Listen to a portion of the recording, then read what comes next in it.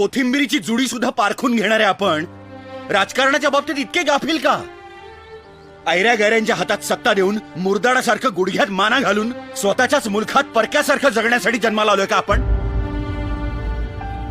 माझी राजकारणात यायची पात्रता नाही हे मी जाणतो, पण आज तुम्हा लोकांना इथे एकत्र करण्यासाठी मला असं खोटं बोलावं लागलं. बोला ना, अच्छा आदमी.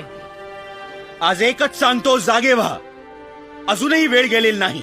आपल्या मनाशी पक्क करा, मतदान हा हक्क बजावायचाच.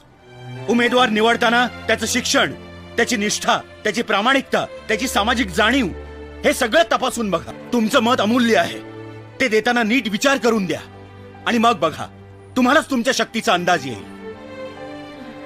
हे सगळे बदल लगेच घडणार नाहीयेत, पण मला 100% खात्री आहे, आपण आज पाऊल उचललं तर येत्या काही वर्षातच आपल्या राज्याचा आरोग्य मंत्री एक